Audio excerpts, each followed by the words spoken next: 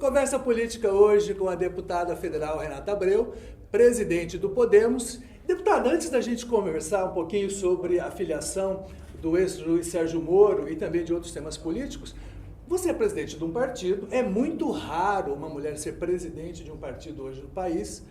Por que as mulheres têm tanta aversão a participar efetivamente da política?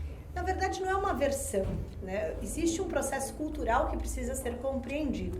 As mulheres ficaram fora da política durante muitos anos. Nós não tínhamos o direito de votar, não tínhamos o direito de trabalhar. E aí foi uma luta por direito das mulheres, né? Luta que foi consagrada até há pouco tempo.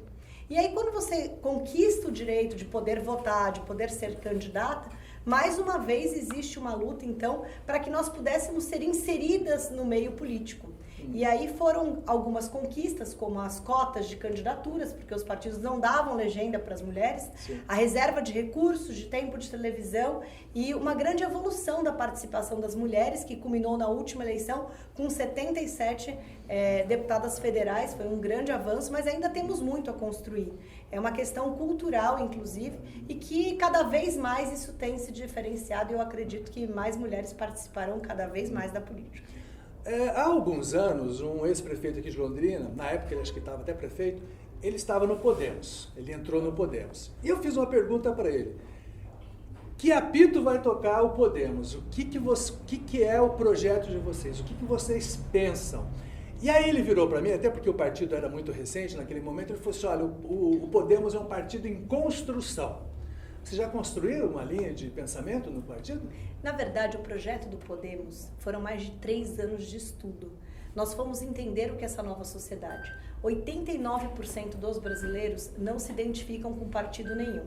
Então, a pergunta que fizemos é como mudar essa realidade. Fomos entender o que estava acontecendo. Nós somos cidadãos do século XXI que estão lidando com instituições políticas concebidas no século XVIII. Que estão brigando por direita e esquerda quando o muro de Berlim já caiu faz tempo. Então, o que move a sociedade, o que move a minha geração? Não é essa briga, são as causas, que são muito dinâmicas, conforme o mundo atual, cada vez mais tecnológico, é muito dinâmico. Então, você tem lá o Fora Dilma, o Fora Temer, a lei da ficha limpa, os 10 medidas, o fim do foro. Olha como isso é cíclico e dinâmico. E são essas pautas que movimentam e engajam a população. Então, o Podemos foi um movimento que a gente chama que é um partido-movimento muito bem pensado, porque ele não tem uma bandeira estática, ele tem causas que são muito dinâmicas, como é a sociedade atual, para falar com a sociedade naquele momento. A pauta de hoje pode não ser a mesma de amanhã, e um partido que está preso, enraizado em ideologias do passado, não tem como olhar para frente, não tem como avançar. Então existia uma distorção do que a sociedade pensa com o que os partidos defendiam, e aí que nasceu o Podemos, e tem sido um grande sucesso. Foi o segundo partido que mais cresceu nas últimas eleições e o que mais cresceu no Brasil em termos orgânicos, e eu acredito que isso tende só a evoluir. Mas, obviamente, vocês têm que definir algumas bandeiras para serem defendidas. Quais seriam as principais delas? Olha, o combate à corrupção, sem dúvida, acho que é a maior marca do Podemos, né? O fim do foro privilegiado, a prisão em segunda instância. Mas mais do que isso, nós temos uma bandeira educacional muito grande. Sai do Podemos diversos projetos de lei nesse sentido, como a volta da educação cidadã e política nas escolas. Hoje, o jovem, por exemplo, é muitas vezes preparado para um vestibular quando consegue superar todos os desafios da educação básica, mas despreparados para a vida em sociedade. Sim. Não sabe o que faz um deputado e é obrigado a votar, não sabe o que faz um vereador, um senador e é obrigado a votar. Né? Desconhece os seus direitos básicos porque não tem isso na escola. Até uma aula de primeiros socorros que ajudaria muito a saúde pública, dar um primeiro atendimento, ele não tem. Mas está lá com todos os desafios, muitas vezes aprendendo logaritmo, não desmerecendo essas matérias, mas o que é importante para a formação do cidadão. Então essa é uma das nossas maiores bandeiras, também a valorização do professor, projetos de incentivo de imposto de renda para eles. Enfim, nós temos várias causas que falam em todos os segmentos e que estão no nosso site para quem quiser acompanhar as causas do Podemos. Agora vamos falar sobre o assunto do momento, né? O ex-juiz Sérgio Moro, que foi também ministro da Justiça do presidente Bolsonaro, agora está no Podemos, não disse ainda com todas as letras, mas claramente vai fazer campanha para a presidência da República. Inclusive o senador Álvaro Dias falou sobre isso. A entrada do Moro no Podemos mexe muito com as possibilidades da eleição de 2022? Sem dúvida, né? Ele calado, né, estando até fora do país, numa iniciativa privada, né, que a gente sabe que ele estava trabalhando na iniciativa privada, ele já estava em terceiro lugar sem se defender dos ataques. Então ele é a terceira via com a maior capilaridade política e eleitoral, porque ele é de fato um homem com coragem, com determinação, que combateu o sistema, que tem uma história para mostrar. Não com discursos bonitos, mas com atitudes. Então o Sérgio Moro, sem dúvida, entra no processo sendo exatamente a posição, a figura antagônica aos dois polos, tanto do Bolsonaro como do Lula. O Sérgio Moro, ele é controverso. Né? Houve decisões durante o período que ele foi juiz que foram contestadas. Agora mesmo, o grande trunfo de todo o processo da Lava Jato, que foi a prisão do ex-presidente Lula, foi por água abaixo. Todas as decisões que foram feitas através do Moro estão sendo revistas. Como é que vai explicar isso para a população? Porque, na verdade, ele tem dois casos curiosos, né? Ele foi lá o grande nome da Lava Jato, porém, com relação especificamente ao ex-presidente, o ex-presidente está solto. Algumas dessas ações já foram colocadas na gaveta, porque ele foi absolvido em algumas delas.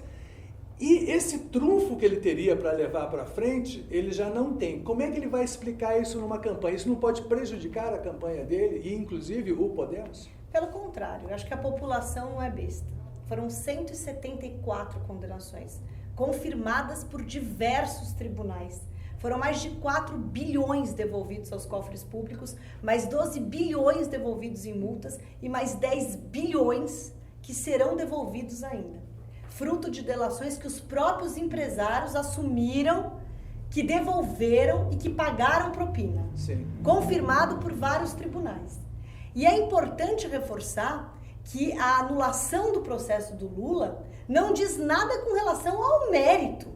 Ou seja, Lula ainda pode ser condenado de novo. Sim, exatamente. E se a impunidade não permanecer no país, ele será.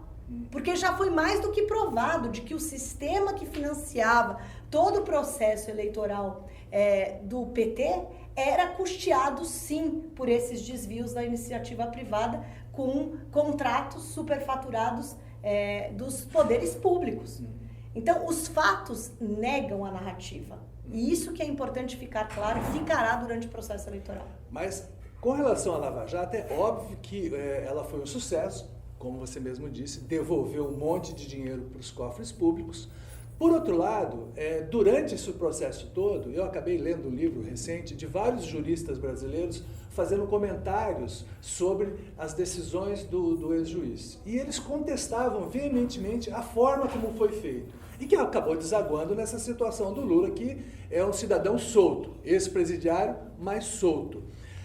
E isso que aconteceu com relação ao Lula, o Sérgio Moro passou a ser odiado por uma grande parcela do PT e também da esquerda. Por outro lado, já na sequência, ele fez aquela coisa que ninguém entendeu muito bem, que ele foi virar ministro do presidente Bolsonaro. E aí saiu do ministério, passou a ser odiado pelos bolsonaristas mais radicais. Onde que ele vai trabalhar? Tem gente suficiente nesse meio que dá para angariar votos o suficiente para ele, por exemplo, ir para um segundo turno? A maioria da população brasileira, 40%, não quer nem Lula nem Bolsonaro. Essa é a maioria que vai decidir a eleição. Dos 25% do Bolsonaro, 10, 12 é dele. O resto é anti-PT, é anti-Lula. Também dos 35% do Lula, mais ou menos, que é o que dá nas pesquisas, a média, você tem uma parte que está com Lula porque é anti-Bolsonaro. Ou seja, além dos 40% que não é nenhum nem outro, você tem um percentual razoável que hoje está com o Bolsonaro ou com o Lula, que não é de fato orgânico deles, mas que é o anti e que também nós podemos buscar. Então eu acredito que o potencial do Sérgio Moro é gigante, porque ele justamente faz o confronto entre os dois antes. O Podemos, na eleição passada, teve um candidato a presidente, que foi o Álvaro Dias. Agora tem um candidato a presidente que é o Sérgio Moro. O Podemos está estruturado nacionalmente para cumprir um papel um pouco mais produtivo do que da última eleição? Sem dúvida. Na eleição do próprio senador Álvaro Dias, nós éramos um partido muito pequeno. Podemos, hoje, é a terceira maior bancada no Senado Federal, nos estados muito bem estruturados. São Paulo, por exemplo, nós somos a quinta maior força política do estado, com grandes prefeituras, governamos uma população muito grande no estado de São Paulo, com grandes prefeituras, e a nossa capilaridade, a nossa organização só cresceu na última eleição. Como eu te disse, na eleição municipal foi o partido que mais cresceu no Brasil. Então, o resultado é fruto de todo esse trabalho de coerência, de convergência, de causas, e eu acredito que a capilaridade que Sérgio Moro já tem no Brasil, unida à força política, que não é quantidade, mas é qualidade, principalmente, que o Podemos tem reunido, eu acredito que as duas forças vão somar muito durante esse processo. Falando em qualidade, quando vocês olham para o espectro político brasileiro, quais os partidos que vocês vão procurar para conversar? Outra coisa, o Moro vai ter crivo nisso? Porque possivelmente, se ele for olhar muito miudamente, não vai entrar ninguém. Então, quais os partidos que vocês estão olhando que podem ter aí uma aproximação? Olha, sem dúvida o Moro participa de tudo isso, né? Mas vai ter estômago? Claro. Porque não é fácil, você é deputado, você todos. sabe que não é mole a coisa. Não são todos, eu acho que tem que ter uma coerência nisso, né? Então nós temos conversas com vários partidos, sim, e já existe uma conversa do Centro Democrático que dialoga, né? Eu acho que em todos os partidos você tem pessoas boas e ruins, e é importante compreender com quem nós estamos falando, né? Então nós temos conversas sim com o Patriota, com o União Brasil, com o próprio PSDB que tem uma candidatura própria, mas nós estamos conversando numa convergência da terceira via, nós temos conversa, como eu disse, com Cidadania, com o PV, todos esses partidos estão dialogando para tentar viabilizar essa, não falo nem terceira via, essa melhor via para o Brasil. Já estão botando slogan aí, bem legal. Além dessa questão da corrupção, quais as pautas que vocês vão apresentar para a população com relação a uma proposta de governo, né? Que, por exemplo, hoje nós estamos com quase 14 milhões e meio de desempregados, a economia ainda está desandando, a inflação voltou a subir muito.